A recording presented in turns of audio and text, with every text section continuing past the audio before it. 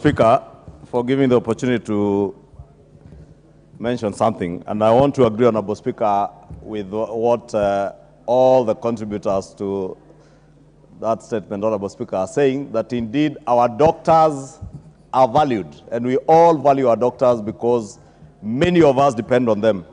But Honorable Speaker, it should not be lost to us that a decade ago, this country was only able to produce an average of 300 doctors from our two public universities that were churning out medical graduates. But today, courtesy of the huge investments that we have all made as a country in our education system, we are churning out an average of 1,500 intern doctors annually. What that means, Honorable Speaker, is that the interns would have been taken in 5 years are expected now to be taken in annually. And Honorable Speaker, I'm saying that just to draw the picture to Kenyans of the kind of resources that are required. And Honorable Speaker, also to put into perspective, the demands by our good doctors today are to be interned at an average of, I think, 206,000, 206 or 207,000 shillings. And Honorable Speaker, I have listened to this debate even in the public domain, in the media. And what our doctors are being told, yes, it is possible to pay 206,000 shillings to intern doctors, but take up less interns than those who are graduating. And Honorable Speaker, this year alone, a total of 1,210 doctors, intern doctors, are being enlisted at a cost of 2.4 billion shillings within the resource envelope already allocated by this House, Honorable Speaker. So it's foolhardy for us to speak to the gallery to excite doctors at the gates of Parliament. But it's another thing when we come to budgeting, to budget and make sure that you have adequate resources. But those resources do not come from the moon. They come from taxes raised from Kenyans, which, again, the same people who are pontificating about how well we should treat our doctors are the same people who are at the forefront of opposing the finance bill that was supposed to raise taxes to pay these doctors, Honorable Speaker. But, Honorable Speaker, the interns, Honorable Speaker, that are to be employed, yes, it is true, it may not be possible to pay 206,000 shillings. And I agree with the Honorable Chair Pukose that just like all other interns in other professions, those engineers who are supposed to work under engineers for 2 years, lawyers, like many of us, including the leader of minority, I don't know if he has finished his pupillage. When he's under pupillage, he earns a mere 25. I am told in some law firms, lawyers do not even earn anything. Those who are under pupillage... There is no obligation to pay a pupillage student in law. And you know, Honorable Speaker, I will take your word as law because you have run a law firm, and an accomplished law firm. Therefore, lawyers, there is actually no obligation, as Honorable Speaker, you say, to pay intern lawyers under pupillage. So doctors, indeed, to earn what they are earning today, are indeed among the most privileged professionals in our country. Honorable Speaker, beyond their internship, Honorable Speaker, and this internship, Honorable Speaker, is mandatory. Point of order, Majority Leader. Yes, Mwenje. Thank you, Honorable Speaker. Standing order number 1. Is it in order, surely, for the Leader of Majority to compare a pupil who is not qualified to practice, who does not even appear in court, which is opposite to intern doctors who actually prescribe medicine? They actually treat people out there. So is it in order to compare those two professions? I'm a lawyer myself. I understand what I went through as a pupil. But that is very different from doctors, from intern doctors. Thank you, Honorable Speaker. Mwenje, if you listen to Dr. Bukose's very clear explanation, there is no difference. There's no difference. When I was a master to the Honorable Soipan, the Honorable Kindiki, and many others, they actually were obligated to show gratitude, and that is all. But I'm not saying it's applicable to doctors, because I don't want to wade into that. Majority leader is on the floor. I'll give you. Thank you, Honorable Speaker. Let me not respond because you have responded to Honorable Mwenje, who claims to be a lawyer. The lawyer I know behind me, Honorable Speaker, is Honorable Njeri, who tells me that she would earn 12,000 shillings as a pupillage lawyer.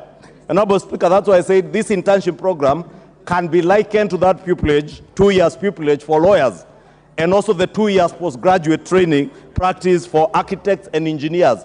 And all these professions, Honorable Speaker, do not earn the quantum that our doctors are speaking. Honorable Speaker, when these doctors qualify after working under the supervision of qualified consultants and doctors, they join this public service at a grade higher than all other professionals. And those are facts, Honorable Speaker.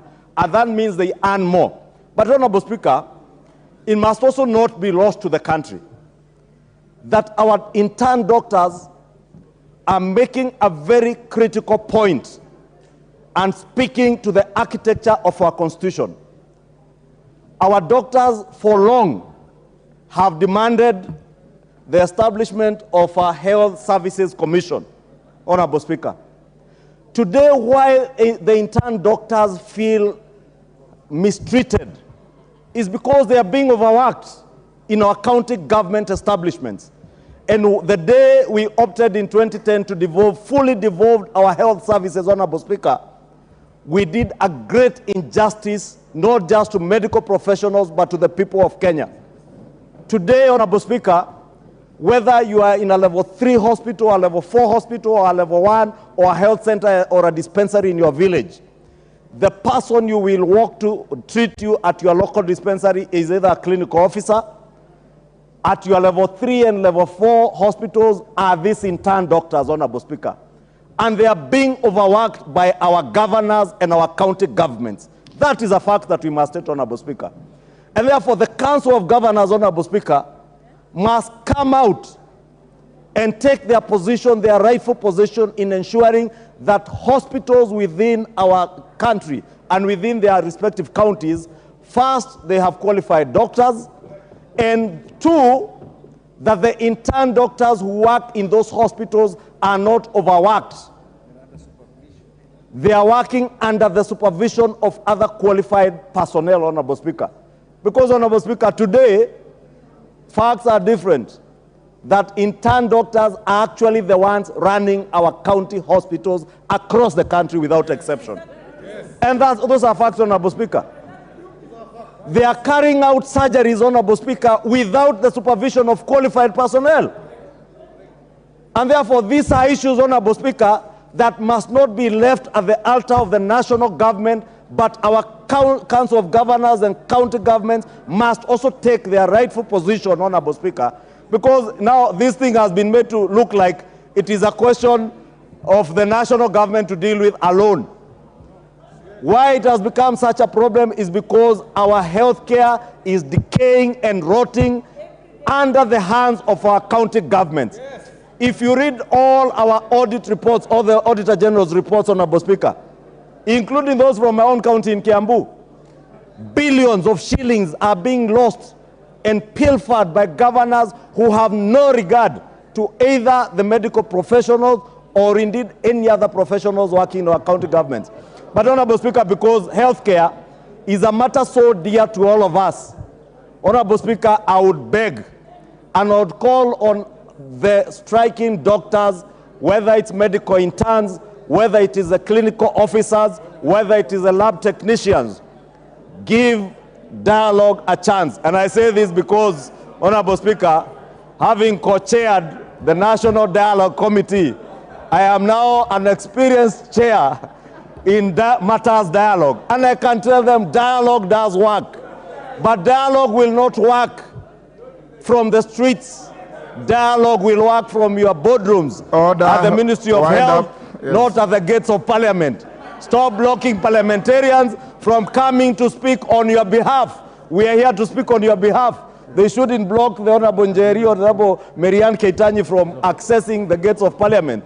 Or indeed the leader of minority who was coming, or he joined them to address them. Honorable Speaker, we should let me say, we empathize with them, but we also want to appeal to our medical professionals that as we deal with the challenges that are there in our country, they are part and parcel of our nation. Any patient that we lose during this strike will never recover, will never get back their life. Therefore, I want to appeal to them to get back to work. And those interns whose letters are already with their governors, please, medical interns, go pick up your letters and get back to work. Thank you, Honorable Speaker. Dr. Nyikal. Honorable members, this was a progress or interim